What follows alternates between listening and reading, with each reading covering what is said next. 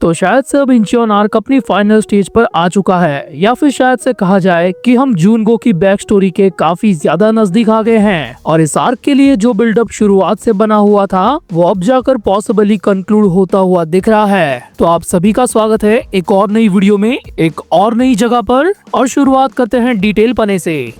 इस पूरे चैप्टर में पैचियोंजो हर एक पैनल में डार्क, डरावना और ब्रूटल होता जा रहा था। यानी कि एक तरफ वो लड़ते हुए सरवाइव तो कर रहा था, लेकिन उसी के साथ वो अपने जख्मों को हील भी कर रहा था अपनी उसी इमॉर्टल बॉडी वाली टेक्निक से, जिसे कहा गया है ब्लैक ब्लड फ्लो। उसके इस ब्लड फ्लो के चलते उसकी बॉडी धीरे धीरे डार्क पड़ती जा रही है और यही चीज उसकी पर्सनालिटी को एग्जैक्ट मैच होती है। The dark crocodile. लिटरली इस बंदे ने अपने हाथ से स्लैश करके अंबुजा सीमेंट से बनी दीवार को बस एक बार में काट दिया, और इस बात से हम अंदाजा लगा सकते हैं कि एक स्वॉर्ड के साथ ये बंदा कितना ज्यादा घातक हो सकता है। इस पूरे चैप्टर में हमें कुछ जगहों पर वन पंच मैन का भी रेफरेंस देखने को मिला। सबसे पहले चैप्टर की स्टार्टिंग में जब डैनियल काफी ज्यादा स्पीड में, बोले तो मूवमेंट राइडर की तरह साइकिल चलाते हुए जा रहा था, तो जब जेक किम का एक पंच पैचियोंजो के मुंह पर पड़ता है, वो भी कुछ हद तक मुझे वन पंच मैन के एक्शन से सिमिलर लगा, और उसका भी इम्पैक्ट इतना ही ज्यादा आउटस्टैंडिंग था कि उस पंच ने पैचियोंजो के साथ साथ सैमुअल सीओ तक को उड़ा दिया। ये तीनों बेचारे पैचियोंजो के सामने ऐसे ठुके जा रहे थे, और दूसरी तरफ डैनियल पार्क गो के साथ यहाँ पर आने के लिए निकल चुका था।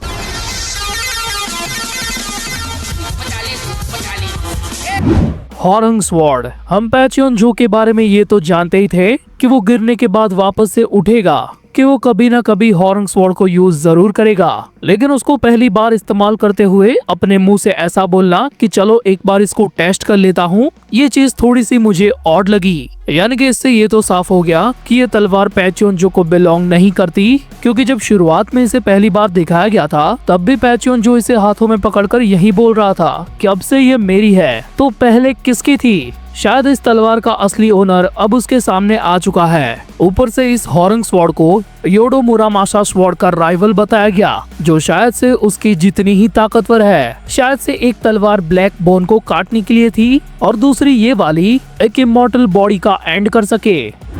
The entry genius. शायद से पूरे लुकिज्म के अंदर जूनगो इकलौता ऐसा बंदा है जिसने अभी तक सबसे ज्यादा ड्रामेटिक और सिनेमैटिक एंट्रीज ली है। ये गन जैसे कपड़े पहनकर डार्क एंट्री कर चुका है, गन के साथ मिलकर एक फंकी एंट्री दे चुका है, चॉनलेंग में यक्षास को पेलकर उनके कपड़े पहनकर तेजिन के घर पे एंट्री मार चुका है, और कीटेकिम के साथ सीरियस फेस वाली ब्लडी एंट्री भी बुसान में कर चुका है। लेकिन उसकी इस चैप्टर वाली ये एंट्री सबसे ज्यादा एक्स्ट्रा ऑर्डिनरी थी। मतलब भाई ने आने के साथ ही निंजा की तरह जैसे किसी शार्प ऑब्जेक्ट को फेंकते हैं, वैसे अपनी निंटेंडो स्विच को फेंक कर एक खतरनाक स्वॉर्ड के अटैक को वहीं से डिफ्लेक्ट कर दिया। मतलब भाई के हाथ में फेंकने लायक कोई चीज भी होगी तब भी उसका अपोनेंट सेफ नहीं है।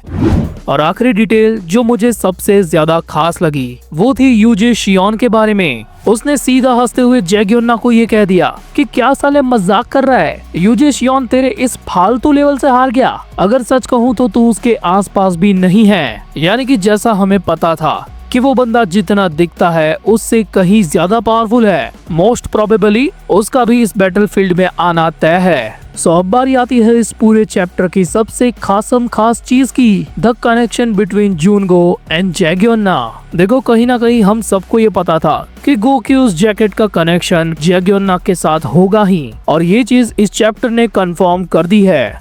इस पास्ट के सीन में साफ साफ ये दिख रहा है कि जैग्योन्ना ने ही अपनी जैकेट गो को दी थी, लेकिन असलियत में कौन से फेवर के बदले में या फिर बस ऐसे ही हेल्प करने के लिए, ये बता पाना काफी ज्यादा मुश्किल है। वेल जहाँ तक ये चीजें नजर आ रही है उससे तो यही लगता है कि जैग्योन्ना ने पास्ट में गो की किसी न किसी तरीके से हेल्प ही की होगी।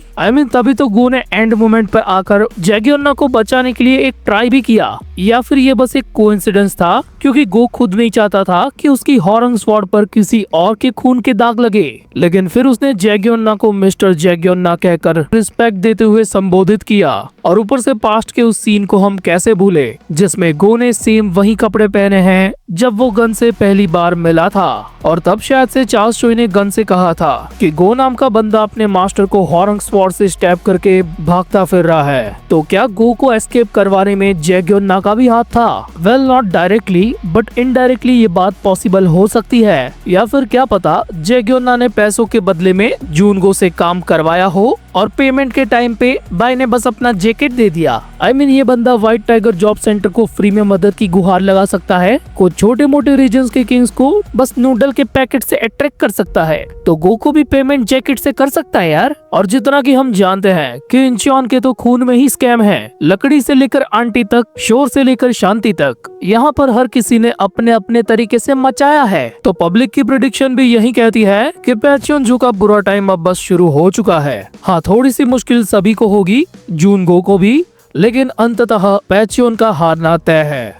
पहले भी हमने देखा है कि कैसे एक ताकतवर डूड को 4-5 बंदों से घिरवाकर पिटवाकर स्टेमिना को खत्म करवा दिया जाता है और फिर एक डेडली ऑरा फार्मिंग कैरेक्टर आकर उसका काम 25 कर देता है। मतलब डैनियल अकेला नहीं है जो कॉपी कर सकता है, नहीं बिल्कुल भी नहीं, पीटीजे खुद भी अपनी ही स्क्रिप्ट को हर बार कॉपी कर सकते हैं। भाई को सच में यही लगता है कि पब्लिक को क्या ही पता चलेगा, मैं 3-4 अजीबोगरीब कैरेक्टर्स को अलग अलग बिल्डिंग से कुदवा देता हूँ और अगर कोई अपनी औकात के बाहर जाकर इन सारी चीजों का पता लगा लेता है तो उसको मैं स्ट्राइक दे दूंगा।